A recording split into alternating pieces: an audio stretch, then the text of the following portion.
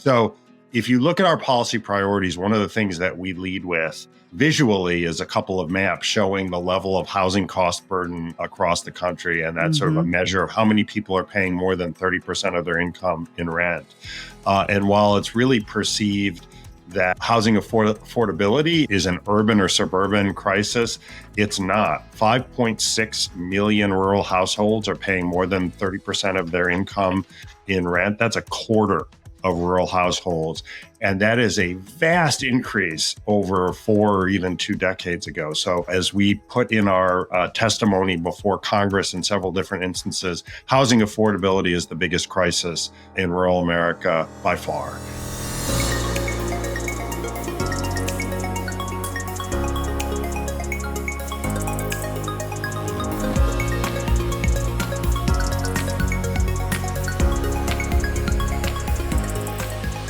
For those who travel to rural places for recreation and find themselves in a quaint lakeside cottage or a mountain home or a secluded getaway cabin, the challenges of rural housing can be easy to miss or, quite frankly, dismiss. But for millions of people and families, affordable, safe, and enough housing has become one of America's most pressing rural priorities. And that's what we're talking about now. I'm Michelle Rathman, and this is a new series you'll only find here on the Rural Impact. We welcome you. Now, if you are a subscriber, you know that we've just come off my conversation with Deputy Undersecretary for Rural Development, Farah Ahmad, and we touched on the subject of rural housing in the context of the Rural Partners Network. But today, we are kicking off, as I said, a new 3-part series, and we're working to connect those important dots between policy, rural housing, and homelessness. Now, joining me for this first episode in this series, we invited Amanda Reddy, Executive Director of the National Center for Healthy Housing, to join us, and you're going to hear from her just a bit later. But first, I was fortunate to sit down with Jonathan Harwitz.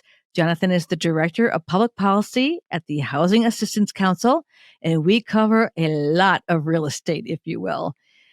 We cover things from the state of rural housing in America to the federal government and funding for rural housing programs. And of course, we round out our time together with a discussion about, you guessed it, policy. As always, you know, I invite you to settle into your podcast mode and listen to my conversation with Jonathan Harwitz. Let's go. Jonathan Harwitz, Director of Public Policy at the Housing Assistance Council. Welcome to the Rural Impact. We are truly grateful that you could join us today. Thank you, Michelle. So glad to join you. Okay, so Jonathan, our listeners heard the introduction. They know that this episode is kicking off a new series that we're focusing on rural housing and homelessness. Of course, these are two extremely important, complex subjects. However, in many places they connect. So we're doing our best to do what we say we're going to do, which is to connect the dots. And so I wanted to kick off the series with you because the Housing Assistance Council, I've known about you for quite some time, but I believe the numbers like for over 50 years, that the HAC, as it's called, has been a constant voice in rural housing. And the work that HAC does have a pretty significant focus on policy, and that is your position. So to kick off this conversation, share more about the work of HAC, and then from there we'll get into the real details, which is the current state of rural housing in America. Thank you, Michelle, and thank you to Rural Impact for focusing on this important issue for this series.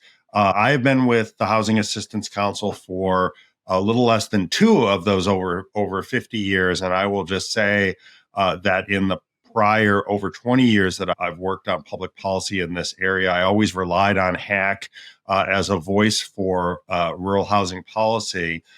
But as an organization, we have a mission of helping rural communities address their needs for affordable housing with a particular focus the most rural places and the poorest people. And we really have 4 really major lines of work. I lead our policy work, but we also have a CDFI lending team that helps meet the financing needs of nonprofit and for-profit organizations in rural areas that are trying to address affordable housing and homelessness. We have a technical assistance and training division, and We help build the capacity of those organizations, as well as provide them technical assistance around every aspect of developing and preserving affordable housing, as well as ensuring that folks are receiving the other kinds of supports that they need. And last, but very much not least, we have our research and information division. HAC is the leading source of information on the rural housing landscape. And I will say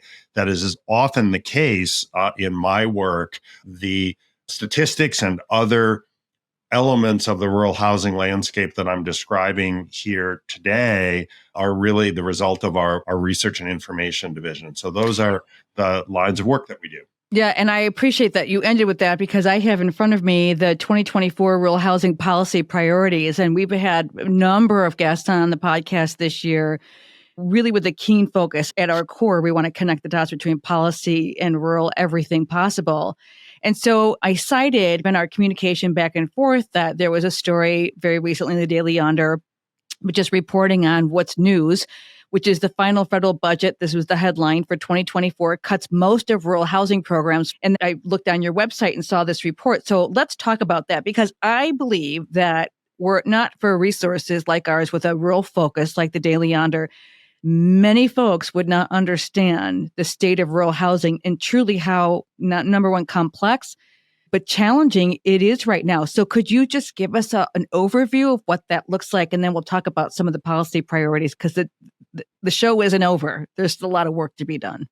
Yes. So let me just give a large overview of the state of rural housing, and then maybe we can get into the context of this particular budget bill, which I would say was not great news, but was not disastrous given the spending limits that were finally agreed to. I think in part we're just happy. We're happy the government isn't shutting down, which would have been disastrous. Right. So if you look at our policy priorities, one of the things that we lead with visually is a couple of maps showing the level of housing cost burden across the country. And that's sort of a measure of how many people are paying more than 30% of their income in rent. And while it's really perceived that housing affordability is an urban or suburban crisis, it's not. 5.6 million rural households are paying more than 30% of their income in rent. That's a quarter of rural households.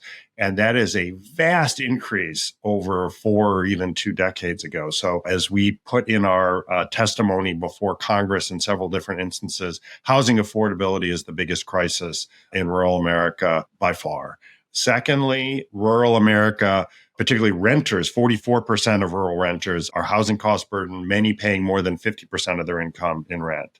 I think the second point to make is that rural home ownership is challenged. The rates of home ownership in rural areas tend to be higher, but like everybody else with the interest rates going up, it's much more of a challenge for rural homeowners or potential homeowners to get loans. I'm nodding because I'm hearing those numbers, and I think about all the different conversations I've had about I heard a quote, I wish I knew who it was from, but you said it in a different order, affordable housing or housing affordability. And I think the quote goes something like this: if only affordable housing meant the same thing as edible food. That's really interesting. Really interesting comparison. So let's talk a little bit about the policy priorities and what they look like on the ground, because the work that you're doing is so high level, in this conversation, but I know that so much of the work that you guys are doing are on the ground. So how do those priorities, preserving the critical stock of multifamily homes amid the maturing mortgage crisis, improving the overall quality, availability, and affordability of housing to buy and rent in small towns and rural places. What are some of the things that are happening, kind of a ray of light, if you will, where the policy work and the advocacy work that you're doing is actually making its way into the communities that you're serving? You must have several examples. Yes. And thank you for highlighting our policy priorities document. And that's on our website. But I want to start with one you didn't happen to mention, which is our first priority, which is building the capacity of rural organizations. And I start with that because that is one of the biggest challenges, if not the biggest challenge rural communities face, which is that they tend to get less philanthropic support. They have smaller governments, federal programs are often not designed with them in mind. And so you have a great need for support for organizations that are currently trying to do housing or considering going into that. And so we have been successful in advocating for and receiving funding from a variety of capacity building programs around the federal government, including the Rural Capacity Building Program at HUD and the Rural Community Development Initiative at USDA. So I wanted to just mention that we have sustained that funding, in a bipartisan way for many years. And that's where we start, is to build the capacity. Because in order to develop and operate and preserve housing, you have to have that capacity. So let's move to the other two points that you made. We're very focused on the 400,000 units assisted by USDA through one of the things that I hate is I feel like we lose people as soon as we start using program numbers like 515, people's eyes glaze over. But the way I describe it is it's a long-term mortgage program that assisted 550,000 rental units, often coupled with rental assistance provided by USDA. It's now down to 400,000 units. And this is a highly vulnerable population. Yes. 2/3 elderly and disabled, average income between $12,000 and $14,000, depending on the unit that they're in. And I think we can get into sort of specific initiatives because I know you want to get an additional question in, but I think the fact that we have raised the profile of this portfolio, I think there are many people out there. I was one of them for many years that didn't even know USDA supported housing. That's why I really wanted to kick off this episode with you, because it is so important for people to understand the work. Our previous episode, we did have Deputy Undersecretary Farah Ahmad on talking about this exact thing, capacity building. But before we move on, because capacity building sounds really smooth when it rolls off the tongue, right? But there are barriers to capacity building. I think one thing I would like our listeners to understand from your perspective are what are those barriers to building capacity of affordable local housing and community development organizations? I mean, where do those conversations begin, and how do you even imagine what capacity building looks like? Could you just shed a little bit of light on that for us? The way I would describe it is it's money and expertise, and meaning it is critical for local organizations to get funding to be able to potentially add staff or even the financing that we do, a long-term low-interest loan that reduces the risk that a local developer has when they take on their first project. That's critical. Expertise, training people on how to do a housing deal of some type and negotiate federal funding streams, like you can provide support for grant applications. I did also want to mention, because you're talking about Deputy Undersecretary Ahmad and the Rural Partners Network. We are strongly supportive of the Rural Partners Network, and we see capacity building as sort of a two-way street with government, that one of the challenges that rural organizations face is negotiating a bunch of different federal funding streams with less capacity than their urban counterparts often have. And what's really helpful is if those different silos in the federal government are working together to help those nonprofits access that. That's the principle behind the Rural Partners Network. And that's something we're very supportive of, and we see it working hand in glove. But really, it's about bridging the funding and the knowledge gap. Let's talk about funding for a moment. Just some of my own experiences in my travel to rural communities and the work that I do. And this has been a conversation that has been going on for years, which is really focused on the fact that so many of our rural communities are losing their own financial institutions. And so for those of us who live in a more populated area, when you want to, now you can go online and just get a mortgage and so forth. But let's just talk a little bit about access to financial services and capital in rural places. And where does that come from? Someone has an idea that they're going to do some manufactured housing if there's land available, because there's also that issue and the infrastructure that goes with it. But just talk a little bit about the sources for funding. Where is that coming from that is accessible for rural communities? Where do they start? That's a great question, Michelle. And HAC And our research and information team has done a lot of work on the closure of bank branches and others. I'm gonna go to the flip side of it for a moment, which is a lot of the community development and housing work that we're involved in is driven by what's called the Community Reinvestment Act, or CRA. That's a major driver of housing and community development funding. And historically, the Community Reinvestment Act has been the evaluation of bank activities under that have been based on what are they doing in the places where they have a physical footprint. And to your point, that physical footprint was always underrepresented in rural areas, but particularly over the last decades with the closure of those branches, it has been a challenge to access bank financing for affordable rural housing, particularly rental housing. And that's why actually we have been very supportive of an element of the overhaul of the implementation of the CRA to incentivize investment in rural areas. So that would be a big positive in terms of driving bank investments in affordable rural rental and homeownership housing. I think to your other point about accessing financing, particularly you happen to mention manufactured housing. Right. One of the things that we're very interested in is there's a real challenge in the manufactured housing space, which is that many of those loans, they're not traditional mortgage loans.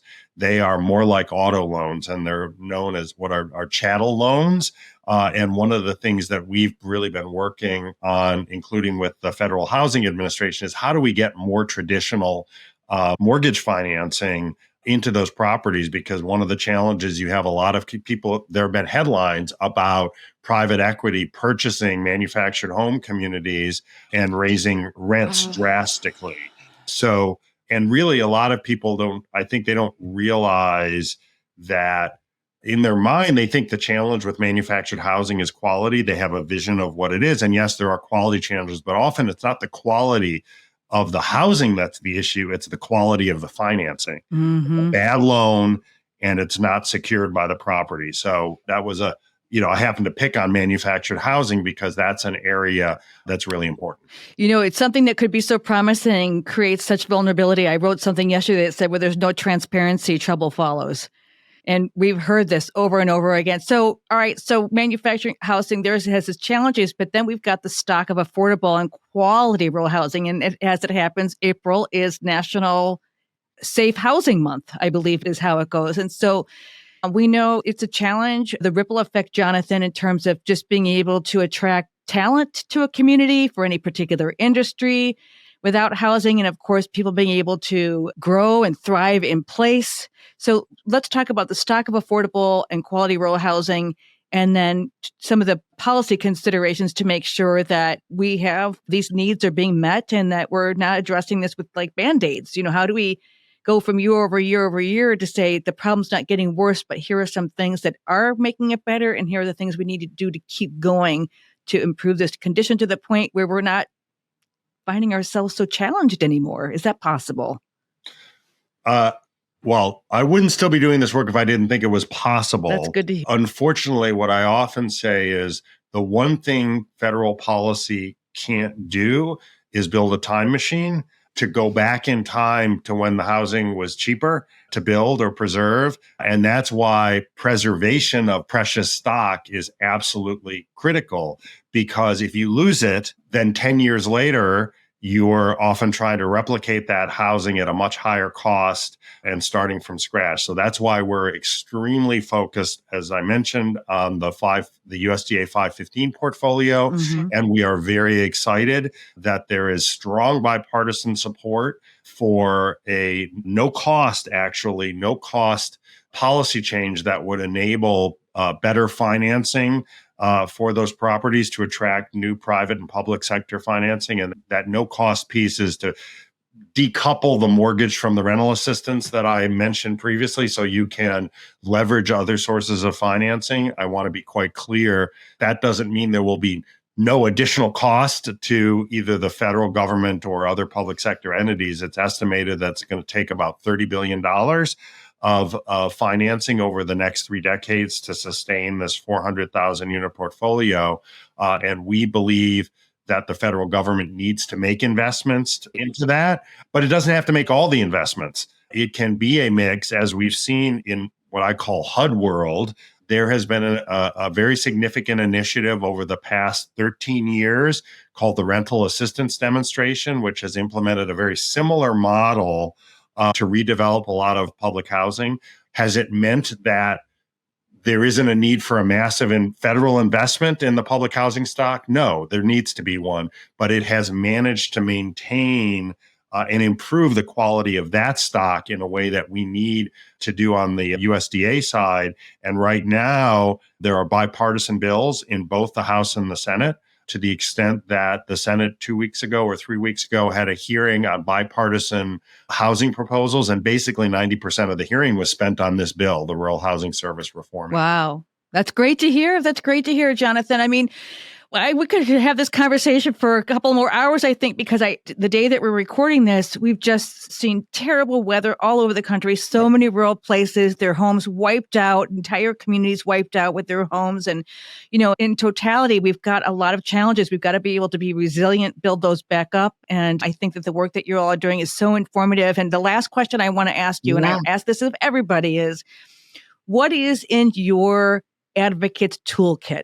For the average person, our listenership is diverse. I'm happy to say that, from all walks of life. If you could say anything to a rural stakeholder about the things that they should be advocating for safe and affordable housing, what are a couple of pieces of wisdom or tools that you could offer for us to take forward and spread the word about the importance of this topic? I'm putting you on the spot.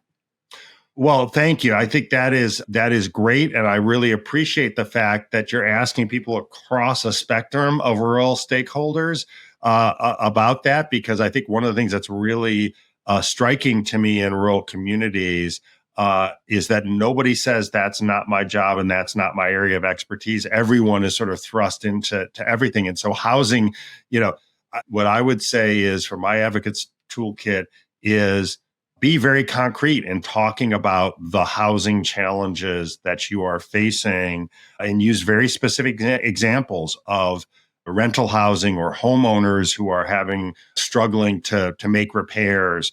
Or in many places, you have in rural areas people who have what's called tangled title or heirs property. Oh, yes. Yes, I know. We can have a whole other podcast on that. But I think it's really, I wasn't joking when I said before, if you walk into a meeting and say, purely, I am here to advocate for the 515 mortgage program and the 521 rental assistance program, you're not moving the ball forward on housing writ large, because then you're put into a little program box. Right. Housing is simple. It's bricks and sticks, the money to maintain it, and money to help people pay the rent or mortgage beyond what's affordable from their earned or benefit income. Oh my gosh. Perfect words of wisdom, Jonathan.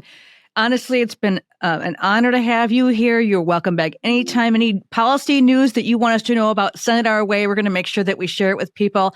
And I want everyone to know that the Housing Assistance Council 2024 Rural Housing Policy Priorities, will put a link on our website as well. We encourage you to go to it. So, Jonathan, thank you so much for joining us. Again, really appreciate your time. And thank you for having us, and happy to come back. Me or one of my colleagues, thank you for keeping housing on the forefront. Absolutely. And folks, do not go anywhere, because up next in this Rural Impact conversation, and as I said, in time for National Healthy Home Month, joining me in the Riverside studio up next is Amanda Reddy, Executive Director of the National Center for Healthy Housing. We'll be right back with this Rural Impact conversation.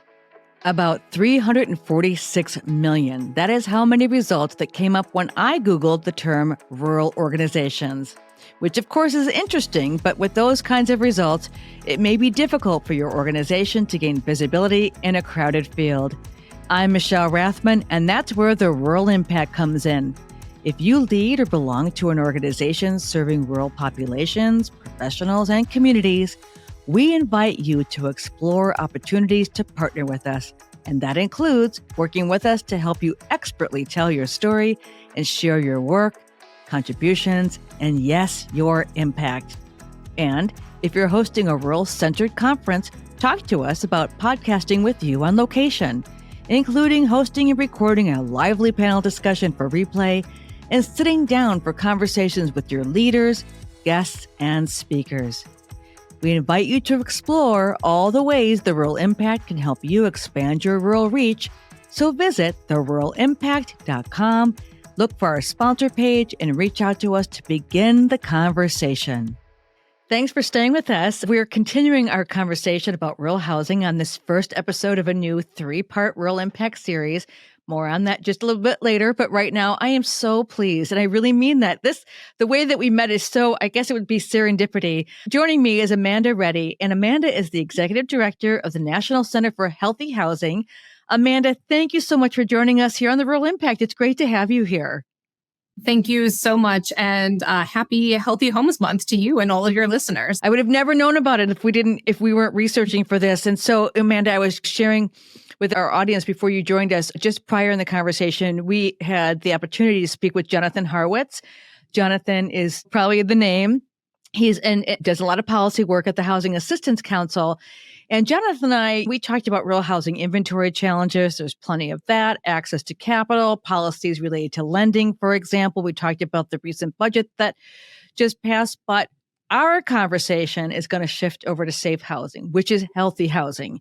And this has been something that has been, seeds have been planted in my brain over the years from the communities that I've traveled to and seen the correlation between safe and healthy housing and health, of course. But again, just in time for National Healthy Homes Month, let's start off by having you tell us about your work, the catalyst for your work, and then a little bit about the month that we should all be focusing on right now. Wonderful. Well, the National Center for Healthy Housing, or NCHH as we're known in the field, was really founded on the idea that better housing is a really powerful platform for better health. After all, as a nation, we spend more than 70% of our time in residential environments. So it's pretty important to make sure that those places are really safe and healthy places for us to live and work and play. And the National Center for Healthy Housing's role in creating healthier home environments over the past 30 plus years has really been through a combination of research that helps us to not just understand the problems that we face, but really importantly, the solutions that are available, right? What policies and programs and practices are most effective in helping us create healthier home environments. Also in translating that evidence base into advocacy, which we do at the federal, state, and local level. And then also partnering with communities across the country through capacity building, right? And including, I should mention, an increasing and significant number of rural communities who are really seeing the value and potential of improving housing quality as an opportunity to create transformation for communities, for families, for individuals. And the potential for that transformation, I think, is really what is behind the theme of this year's National Healthy Homes Month, which is making an impact, healthy, safe, and resilient homes. And I think what that really conveys is that, our understanding that by improving housing conditions, we really have a unique opportunity to have a positive impact on health and wealth and well-being for individuals, for communities, for states, for our nation as a whole. And that's true every day. It's true all the time. It always has been true, but it's really increasing in importance. And so I think the resilience part of that message really reflects the increasing relevance and importance and the role of housing is having on our well-being, protecting us from those existing threats, but also from emerging threats and in response to a changing climate. And listen, if you are in what's deemed a healthy home, maybe this conversation is something that won't resonate with you. But I promise you, if you travel to any rural county across this country and you are going to find, just go over just a few blocks and we will find homes. And it's so often it's not seen. And so when it's not seen, we don't talk about it. So one of the things that's important is before you can develop solutions, of course, you have to understand what the challenges are. And your organization, and you'll tell us who in partnership this was with, but you did a 2022, 2023 identifying needs of rural healthy housing questionnaire. And so there's some key takeaways from that, but maybe what we should do first is talk about the biggest issues facing, which I'm sure bears itself out in those key takeaways. So what are the things that we're looking at very specific to rural about the key environmental factors, for example, that we should know about? Sure. I think that environmental health hazards and healthy housing issues that are traditional environmental health issues and healthy housing hazards like lead and mold and indoor air quality and carbon monoxide, structural issues that may pose a fall or a trip or an injury hazard, leaking roofs, right? Those are common to all communities, but they're important to rural communities too. And they really present a particular set of challenges for rural communities and their residents. Rural communities tend to have residents that may be more socially isolated. They have an aging population. Their residents may have limited access to healthcare or services that are available to help them either deal with a housing related illness or injury, or get help to fix their homes, maintain their homes, prevent some of these illnesses and injuries from happening in the first place. So they can be really sort of, the housing hazards can seem very similar to what we see in communities across the country, but rural communities often face particular challenges in addressing them. When we listen to rural communities, I should say, and you mentioned the work that we did in partnership with the National Environmental Health Association, Right. Of all of these challenges, a few of the things that really came up as really common themes were indoor air quality was one that we heard from a lot of rural communities. Rural residents are more likely to use heating sources, for instance, that can contribute to poor indoor air quality, coal and wood-burning stoves, kerosene heaters. So we heard a lot about those challenges. Water infrastructure and water quality was another area. Yeah, let me just stop you right there. 12% of rural Americans report issues with their sewage systems. That's right. That's right. But also, private wells, which many residents in rural communities use, are not regulated in the same way that by federal or state laws. And so they can have special risks. My organization focuses a lot on lead. And so we've been hearing a lot about lead service line replacement going on around the country. But what about all of the wells that many rural residents? Well contamination is something we're hearing. If you followed in the state of Oregon, there's certain places where their senator has been very involved with leading the charge, and maybe some of the things that we'll talk about later is like, whose job is it? And it's what I've seen is it has to be a partnership, because it's not one entity's challenge. It's public health, it's the hospital, it's wherever the source and so forth. That's exactly right. And certainly true with that water infrastructure.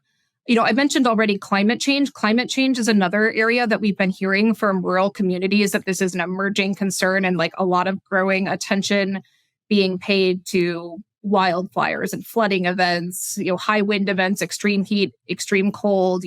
For instance, I think in one of our reports we shared from another data set that nearly a third of rural counties had 60 to 150 heat-related emergency department visits per 100,000 residents. So that was a third of those counties compared to only 8.4% of large metro counties. So we're hearing that disaster preparedness, and again, paired with that sort of lack of infrastructure, is really on the minds of a growing number of rural communities. And Amanda, as we're recording on this date, this particular date is April 4th, and you guys will be hearing this in about a week's time. So, of course, everything here is maybe a week behind, but we've just come off another devastating round of weather events, still more to come, houses being shredded, in many rural communities across Oklahoma and so forth, in Kentucky. I mean, they're seeing devastating flooding, and I would imagine that we're also talking about mold. We're talking about soil contamination. I mean, it's a big, big challenge. I mean, so forget about the inventory for a moment. Is the inventory that you have in your community considered safe living conditions and not just get by, right? Absolutely. And I think the type of housing also really makes a difference here. If we think about the type of housing that exists in rural America, 1 in 5 rural Americans and rural American homes is a mobile home, right? And in some states, that proportion is even higher. And we know from work that others have done that nearly a third of those residents living in those mobile homes are already worried that their housing is impacting their family's health and safety without even layering on, right, any of these events. Nearly a quarter have had problems with mold or inadequate heating or cooling. I think something like 40% have experienced issues with pests. So the type of housing in rural America presents some unique challenges in terms of thinking about improving housing quality. Well, I'm glad that you went there, because we know that unsafe, unhealthy housing does in fact have many health implications. And folks, don't throw your shoes at my head, but I have to bring it up because I do work in healthcare, as anyone who listens to this knows. And so there are implications. I mean, there is a domino effect here. And there's only so much. I mean, rural health providers, federally qualified health clinics are doing as much as they can to ask the questions they can while a patient is in their office presenting with something that's already wrong. So talk a little bit about the research or anything that you can expand upon in terms of the intersection between healthy housing and then the overall health and then the impacts on rural health systems. Sure. Well, housing is one of the most well-documented and powerful social determinants of health, right? And we already said why, right? We spend so much time in our home environments. And so unsafe housing conditions, unhealthy housing conditions can contribute to a wide range of housing-related illness and injury, whether we're talking about asthma or other respiratory diseases, cardiovascular outcomes. If we're thinking about things like lead exposure, we're talking about neurological outcomes, cognitive deficits. Radon can contribute to cancer cases that were the clusters, right? Yeah, to death. Mental health is something that I think is often really overlooked, but is a significant consequence of poor mental health, particularly among children and adolescents. There's some really interesting research about that. So it really impacts almost every aspect of our physical health and well-being. So yeah, it absolutely has an importance. And your question about the sort of intersection and role of healthcare in healthcare settings, I think is a really great one. There are really multiple layers, I think, to how the public health and healthcare systems are impacted and the potential role that they have to play in helping rural communities face these issues. I do want us to talk about some of the impact and some of the things that you see that are innovative that are happening. But before we go there, let's shift to policy, because that's what we do here. At the end of the day, we want to make sure that we connect the dots to policy. And while we know policy happens at the local level, the state level, let's focus on federal policy, because we talked about this in the first part of this particular episode. All roads to quality of life are paved by policy, is what we say. And so let's talk about some of your organizations, if you will. I don't want to misstate, but kind of legislative priorities. What should we be aware of? Absolutely. So this is a great question and great timing. One of the things we hear repeatedly from rural communities is the need for additional financial support, right? Not only to build a more robust infrastructure, but also to actually just help residents and communities pay for needed repairs, right? To improve this housing stock. There are many existing funding streams, loans, and grant programs, most notably at USDA and HUD, that are already providing critical financing for this work. And there's certainly an opportunity to improve on and expand on these programs, and some, lots of work that we can talk about there in terms of specific asks. My organization has some nice fact sheets that describe some of these key programs if any of your listeners are interested. We will put them on our resource page. I always promise folks we'll make sure it's an easy link. But I mean, I'm seeing in front of me the 502 direct loan program through USDA. I was interested in the single family housing rural disaster home repair grants that are available as well, housing preservation grants. Can you give us an off-farm labor housing grants? I mean, this is essential. They are essential. And I think it's also worth noting that we're seeing some increasing awareness of the specific need to invest in rural communities amongst these federal programs, particularly at HUD, right? That may not be sort of in their typical purview. So, for example, the HUD Older Adults Home Modification Grant Program that is designed to help older Americans be able to age safely and comfortably in their own homes has a target of setting aside about a third of those grants for work in rural communities. Oh, that's fantastic. So I think that represents a real opportunity for us to be capturing the impact of these investments alongside the scale of the unmet need that still exists despite these funding streams, right? So that we can help make the case for additional funding and to ensure that rural communities see themselves reflected in the funding opportunities, because that's something that we hear a lot too, right? Either the funding opportunities aren't designed to really help them address the challenges that they're facing in their community, to help them actually address housing quality, or that they don't see themselves being eligible for or able to compete for federal funds. And there are a couple of, I think, exciting things happening at the federal level that I'd love to highlight. Yes, please do. Here for communities to track. There are a couple of things that I think are going to be impacting all communities, but I'd really urge rural communities to be thinking about and weighing in on. First is that there's been a bill introduced in Congress to support a whole home repair approach, like the one that's being implemented at the state level in Pennsylvania, where they've supported it with the American Rescue Plan Act funds. And I really think this represents an opportunity for rural communities, if this pilot was successful and the government decided to scale it up, to access funding streams that could really be tailored to their individual needs and opportunities, right? Not just the needs that are reflected nationwide or by larger metropolitan areas. So that's one that I'd urge your listeners to be paying attention to. Okay, we'll put that on our resource page. Another approach under discussion is the potential for HUD's Office of Lead Hazard Control and Healthy Housing, which is our nation's really main source of funding to address lead hazards and other healthy housing hazards. There's a potential for them to be piloting up an approach that would combine their current strategy of awarding funding through competitive grants with a formula funding approach, right? And formula funds, all approaches, grants, formula funding, all have biases. But I think it's really imperative for rural communities to be considering the implications of these strategies and how those formulas are set up, right? That could have the potential to bias funds either to or away from rural communities. And let HUD, let your elected officials know what you think, or let them know that these kinds of approaches have to exist side by side, right? So that all communities can see themselves represented in the opportunity to access these funds. And I would say don't accept your member of Congress dismissing lead and water and other impurities or other challenges. Don't let it slide and saying it's going to cost too much, because there's, we know it. These are investments that we need to make. And if we can make that connection and tell their stories. All right.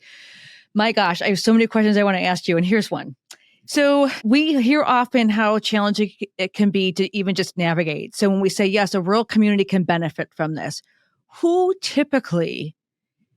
leads this charge from a rural community? Because an individual homeowner who might not have access to broadband, and certainly I don't want to say that that's everybody, but we recognize that some of the funding for access to broadband is running out here soon as well. So who leads that charge? If we have county officials listening, and we hope that we do, and we'll share it with them. If you could just share a little bit about how your organization can help navigate some of these things. I know going to your website, that's the easy answer, but tell us a little bit about some of the work that you're doing on the ground to help be navigators. Sure. And I'd love to share that. Before I go there, I'd love just to even highlight, to answer the first part of your question, is who is really, that looks as different as as the number of rural communities that exist, right? Rural is a big umbrella term that means a lot of different things. A rural community in Alaska is going to look a lot different, right, than a rural community in Mississippi.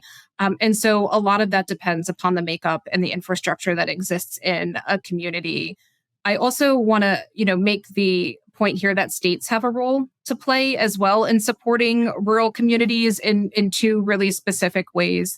One is that we've already talked about how difficult it can be for rural communities to access federal funding. And so the states can have a role in helping rural communities access federal funds. A couple of examples here for you are in Michigan. Many localities have lead hazard control grants, but the state also has a lead hazard control grant and funding to abate lead hazards that can help to provide access to those funds for communities that aren't covered by those municipal or county level grants.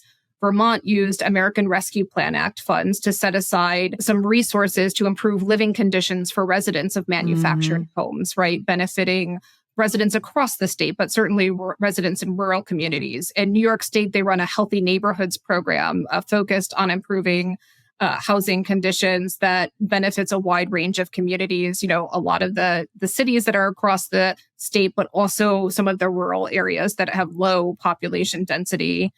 So lots of ways for states, I think, to intervene to help create access to funding.